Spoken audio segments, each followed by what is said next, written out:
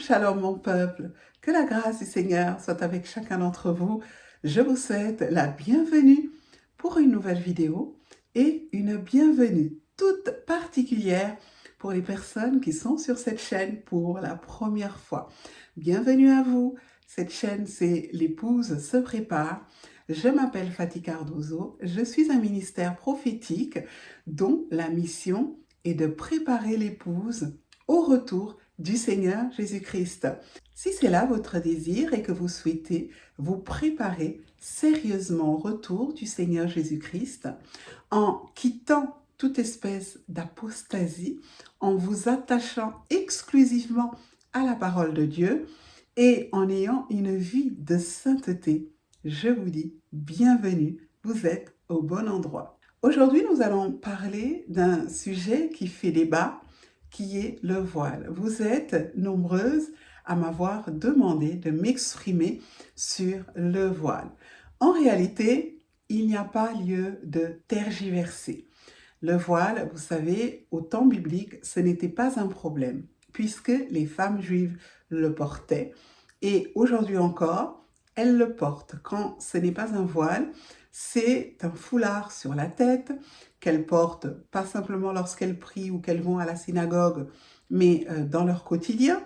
Et certaines ont aussi tendance à mettre une perruque qui cache leurs cheveux naturels. Bon, pour moi, la perruque ne fait absolument rien. Il y a des femmes qui sont absolument sublimes avec des perruques encore plus belles qu'avec leurs cheveux naturels. Donc, le voile, ce n'est pas une perruque, c'est vraiment ce foulard, ce morceau de tissu que l'on met sur sa tête lorsque l'on prie. La Bible donne un cadre pour cela. Je ne sais pas à quoi le voile vous fait penser, mais moi, ça me fait tout de suite penser à la gloire de Dieu. Et quand on parle de gloire de Dieu, on parle de quelque chose qui est insoutenable pour nous, êtres humains. Et la gloire, le mot le plus propice à la décrire, c'est kabod. En fait, ce mot désigne un poids. La gloire, c'est un poids. C'est quelque chose de lourd. C'est quelque chose qui est insoutenable tant pour l'œil humain que pour la nature humaine. Et on va voir que même les anges qui sont extrêmement saints et qui sont dans la présence de Dieu ont une attitude de révérence face à cette gloire qu'ils voient chaque jour. Et la gloire de Dieu, elle va révéler notre condition humaine. Elle va révéler notre faiblesse. Lorsque la gloire de Dieu apparaît quelque part, apparaît soudainement, nous sommes surpris, nous sommes écrasés par ce poids. La preuve en est que lorsque Dieu a visité Job, Job a dit « Mon œil t'a vu, je me repens sur le sac et la cendre ». Il y a une réaction de peur, de surprise, d'étonnement qui accompagne généralement la gloire de Dieu lorsqu'elle est manifestée et que les êtres humains en face l'aperçoivent. Ésaïe de même, nous savons que lorsqu'il a vu la gloire de Dieu, sa première réaction a été « Malheur à moi, je suis perdu, je suis un homme dont les lèvres sont impures, j'habite au milieu d'un peuple dont les lèvres sont impures, et mes yeux ont vu le roi. » Donc, dans ce cas précis, dans le cas d'Isaïe, la gloire de Dieu a eu pour effet de révéler sa nature de pécheur. Et il s'est trouvé impur, il s'est trouvé indigne, écrasé par la majesté divine. Nous avons également un autre personnage qui est Daniel, qui, lorsqu'il a vu la gloire de Dieu, il est devenu tout tremblant et a perdu toutes ses forces. Il était dans l'incapacité de parler, de dire un mot. Et il a fallu que l'ange le fortifie afin qu'il soit capable de continuer à voir la vision et à discuter avec lui. Donc, en fonction de notre état spirituel, en fonction de l'état spirituel de notre esprit, nous allons avoir des réactions différentes par rapport à la gloire de Dieu, par rapport à la présence de Dieu. Moi, je me souviens que lorsque j'ai été consacrée, j'ai vu le Seigneur Jésus qui venait comme ça de loin. Il venait avec toute une escorte. Il était entouré d'une gloire tellement magnifique. Et pourtant, je n'ai même pas eu le temps de le voir tout près. Je l'ai vu qui venait, mais il était encore loin.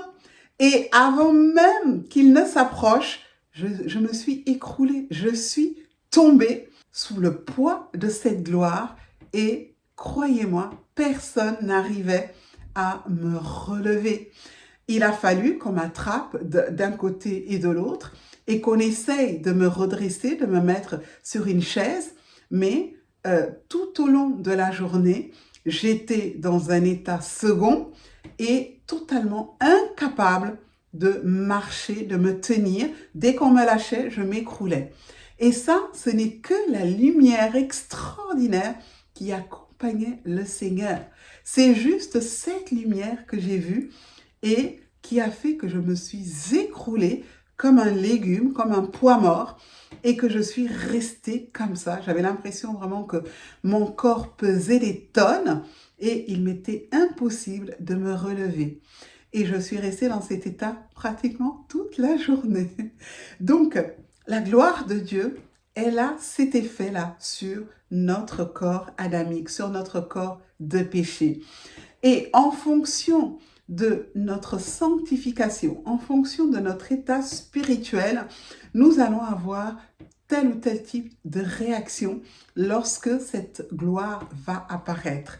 C'est pour ça que vous voyez que lorsqu'on impose les mains aux personnes, les personnes tombent. Parce qu'il y a un poids de gloire et que le corps humain ne peut pas supporter cette gloire. Lorsque le spirituel rencontre la matière, il y a une espèce de choc qui fait que le corps ne peut pas le supporter. Nous allons lire Ésaïe 6 qui nous parle de cette gloire extraordinaire dont Dieu est entouré et la réaction des anges qui entourent son trône. Nous lisons ceci. L'année de la mort du roi Osias, je vis le Seigneur assis sur un trône très élevé, et les pans de sa robe remplissaient le temple. Des séraphins se tenaient au-dessus de lui. Ils avaient chacun 6 ailes, 2 dont ils se couvraient la face, 2 dont ils se couvraient les pieds, et 2 dont ils se servaient pour voler. Ils criaient l'un à l'autre et disaient « Saint, Saint, Saint est l'Éternel des armées ». Toute la terre est pleine de sa gloire. Les portes furent ébranlées dans leurs fondements par la voix qui retentissait, et la maison se remplit de fumée. Alors je dis, malheur à moi, je suis perdu, car je suis un homme dont les lèvres sont impures, j'habite au milieu d'un peuple dont les lèvres sont impures, et mes yeux ont vu l'Éternel des armées. Ici, nous voyons qu'Ésaïe a une expérience saisissante. Il voit le Seigneur assis sur son trône dans l'immensité de sa gloire. Et il voit des séraphins donc, qui tournent autour de lui et qui le servent. Et Ésaïe nous les décrit comme ayant 6 ailes. La gloire du Seigneur est tellement immense, est tellement saisissante que ces séraphins se couvrent. Ils se couvrent la face en signe de révérence. Ils se couvrent les pieds en guise d'humilité et ils ont des ailes qui leur servent également à voler. Et l'image est tellement impressionnante que Ésaïe est tout confus et s'écrie « Malheur à moi » parce que il est convaincu à ce moment-là de péché. Ici, nous voyons que des anges qui sont extraordinairement saints se couvrent dans la présence de Dieu. Ces anges qui sont sans péché se couvrent la face, se couvrent les pieds dans la présence de Dieu. Pensez-vous dans ce cas qu'il soit juste pour nous, pécheurs et pécheresses, de nous présenter de n'importe quelle façon dans la présence de Dieu? Personnellement, je ne le pense pas. Et c'est à cause de cette sainteté, c'est à cause de cette révérence, c'est à cause de cette gloire qui émane du trône qu'il est juste de nous couvrir. Et sachez-le, dans le judaïsme, les hommes se couvrent également. Il n'y a pas que les femmes, les hommes également, lorsqu'ils vont à la prière, portent une kippa ou alors portent un talit parce que ils ont conscience qu'il faut se couvrir dans la présence et dans la gloire de Dieu. Bien-aimés, nous avons fait de la grâce un passeport pour faire tout et n'importe quoi. Il est beaucoup plus facile de faire notre propre volonté que d'obéir à la parole de Dieu. Lorsque l'apôtre Paul demande aux femmes de se couvrir dans la présence de Dieu lorsqu'elles prient ou elles prophétisent, il le fait en donnant un argument très particulier. Il le dit, c'est à cause des anges. Quels anges? Lorsque vous lisez Genèse 6, il nous est dit que les fils de Dieu virent que les filles des hommes étaient belles et qu'ils décidèrent d'en prendre pour femmes. Et que cette union illicite, abominable aux yeux de Dieu, a donné lieu à des géants, ces fameux géants de l'Antiquité. Et c'est à cause de ça que Dieu a regretté d'avoir fait l'homme et qu'il a envoyé le déluge sur la terre. Ça veut dire quoi concrètement? Ça veut dire que le diable n'a jamais changé d'idée et que ces démons n'ont jamais changé leur perspective et que leur désir n'a jamais changé. Ils voudraient continuer à avoir commerce avec les femmes. Ils voudraient continuer à souiller les femmes en ayant des rapports sexuels avec elles. Voilà pourquoi lorsqu'une femme entre dans le monde spirituel par la prière, elle doit se couvrir la tête. C'est une forme de soumission à Dieu. C'est une forme réelle de protection. Et j'ai un petit témoignage à ce sujet. Je me souviens que j'étais dans une conférence. Il y a une sœur qui avait besoin de prière et tout un groupe de frères et sœurs l'ont entourée et ont commencé à prier pour elle. Elle a eu de très très grosses manifestations démoniaques, mais personne n'arrivait à la délivrer.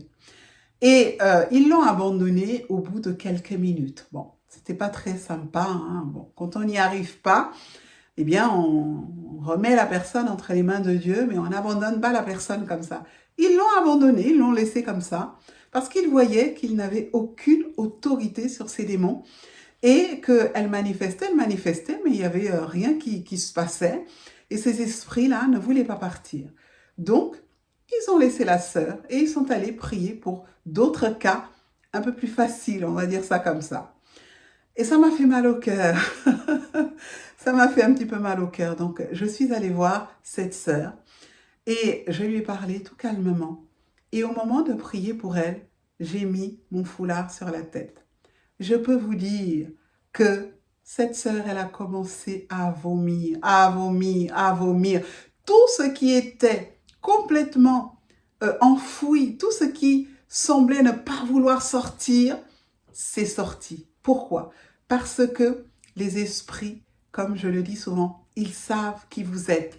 Mais parce que ce petit morceau de foulard, qui n'est peut-être pas grand-chose, représente beaucoup pour moi. C'est le symbole de ma soumission à Dieu. À Dieu d'abord. Je montre par là que je suis soumise à la parole et que je suis soumise à Dieu. Et de ce fait, aucun démon ne peut résister. Il faut bien sûr que votre vie soit également alignée avec la parole et que vous marchiez dans la sainteté. Mais c'est quelque chose qui m'a fait quand même réfléchir, hein, parce que la sainteté, bien-aimée, c'est un tout. Et encore plus, la sainteté de la femme. Et nous pouvons lire ici dans 1 Corinthiens 11 ce que l'apôtre Paul nous dit à ce sujet. Il dit au verset 5 que toute femme, on peut même prendre au verset 4, tout homme qui prie ou qui prophétise la tête couverte déshonore son chef. Toute femme, au contraire, qui prie ou qui prophétise la tête non voilée déshonore son chef. C'est comme si elle était rasée. Car si une femme n'est pas voilée, qu'elle se coupe aussi les cheveux. C'est clair, bien-aimé. Quel débat voulez-vous entreprendre? Si une femme n'est pas voilée, qu'elle se coupe les cheveux. Alors, il y en a qui vous diront, oui, mais plus loin, il a dit que, eh bien, ses cheveux lui ont été donnés comme voile. Non, c'est une image pour dire que les cheveux de la femme ne doivent pas être coupés parce que c'est beau. Il y a de l'onction dans nos cheveux. Et parce que la chevelure est comme un voile. Cela lui a été donné afin qu'elle ne soit pas nue. C'est dans ce sens. Ça ne signifie pas qu'elles doivent se raser les cheveux. Il le dit, car si une femme n'est pas voilée, qu'elle se coupe aussi les cheveux. Or, s'il est honteux pour une femme d'avoir les cheveux coupés ou d'être rasée, qu'elle se voile. Qu'est-ce qui n'est pas clair? Dites-moi. C'est très très clair. C'est très très clair. Et ce n'est pas une question de modernité, parce que nous sommes tellement entrés dans les choses du monde, dans des débats inutiles. C'est une question de comprendre le fonctionnement du monde spirituel et de comprendre que les femmes sont la convoitise des esprits déchus jusqu'aujourd'hui et que porter ce voile signifie beaucoup. C'est leur signifier que nous sommes sous une couverture, sous une protection, dans une soumission à Dieu et de ce fait qu'ils n'ont pas le droit de venir vous toucher. C'est comme vouloir dire que nous sommes mariés avec Christ. C'est cela le sens véritable. Et moi, un jour, j'ai eu un songe que je vais vous partager et je devais préparer une rencontre. Et il y avait des femmes et des milliers de femmes à perte de vue qui étaient assises et on attendait la venue du Seigneur, la venue du Prince. Et j'étais parmi celles qui préparaient cet événement. Et à un moment donné, quelqu'un que je n'ai pas vu s'est approché de moi par derrière et m'a soufflé à l'oreille, ne prends que celles qui sont voilées. Donc il y avait comme une grande conférence et ces milliers de femmes de toutes sortes, de toutes nationalités. Et quand j'ai entendu ça, j'ai pris une espèce de grand panier et je passais dans les rangs et chacune mettait son voile dans le panier. Et chaque voile représentait une femme. Chaque voile était d'une couleur différente. Il y avait du bleu, du rouge, du jaune, du vert. Il y avait des milliers de couleurs. Et chaque voile, c'était des voiles très fins, comme en soie. Et chaque voile représentait une femme. On savait à qui appartenait ce voile parce que chaque voile était représentatif d'une femme. J'ai compris ce que ça voulait dire. J'ai compris l'importance de ce rêve dans mon ministère. Et j'ai compris ce que signifiait « ne prends que celles qui sont voilées ». Il s'agissait bien sûr d'une certaine intimité, d'une certaine humilité, d'une certaine forme d'abandon à Dieu. Parce que, comme je l'ai dit tout à l'heure, nous sommes dans une espèce de grâce, mais qui est une grâce vraiment destructrice. Et beaucoup de femmes seront amèrement surprises parce que lorsque le Seigneur se présentera à elles, elles vont beaucoup pleurer parce qu'elles vont se rendre compte qu'elles ont perdu leur temps dans beaucoup de distractions, dans beaucoup de choses qui plaisaient à leur chair, mais qui n'avaient rien à voir avec la parole de Dieu. Elles vont beaucoup pleurer parce qu'elles auront préféré suivre ce qui leur plaît plutôt que la parole de Dieu. Pour moi, une femme de Dieu, une servante de Dieu, une fille de Dieu ne devrait pas se raser la tête. C'est écrit, bien-aimé. C'est écrit. C'est spirituel. Ça n'a rien à voir avec la mode. C'est quelque chose de spirituel. C'est parce que le Seigneur ne t'a pas encore montré, ma sœur, l'importance des cheveux et ce qu'il y a dans les cheveux. Et pour celles qui ont vraiment des boules à zéro ou des coupes extrêmement courtes, rien ne vous empêche de vous couvrir la tête avec un foulard. Rien. Beaucoup de femmes ont choisi ce qui leur plaît au détriment de la parole de Dieu. Et c'est bien dommage. Le voile, bien aimé, a beaucoup à voir avec la nudité spirituelle. Et lorsque nous lisons la parole, nous comprenons que Dieu, depuis la Genèse jusqu'à l'Apocalypse, n'a de cesse que de travailler à habiller l'homme et la femme, à les rhabiller afin qu'ils ne soient pas nus spirituellement. Quand on a des yeux spirituels et qu'on laisse le Saint-Esprit nous guider, nous instruire, nous enseigner, nous retrouvons le voile tout au long de la parole. Le sang de Jésus qui recouvre nos péchés, ainsi que le manteau du salut, c'est un type de voile. La nuée qui couvre le tabernacle, ainsi que la gloire de Dieu qui recouvre les montagnes, c'est également une forme de voile, une manière dont Dieu couvre ce qu'il aime de sa présence. Dieu lui-même se cache au regard des hommes. Frères et sœurs, Dieu cache tout ce qui est précieux. Et le voile va au-delà de notre compréhension terrestre. Se couvrir dans la présence de Dieu est un acte de révérence. C'est un acte d'humilité. Et les anges eux-mêmes, qui pourtant sont purs, sont sans péché, se couvrent la face, se couvrent les pieds et manifestent ce respect qui est dû à la gloire et à la sainteté du Seigneur. Nous sommes appelés à être l'épouse du Christ. Et l'épouse n'est pas une prostituée. L'épouse est sainte. L'épouse est consacrée. Elle se garde pour son époux. Au-delà de la protection spirituelle, le voile parle de son engagement.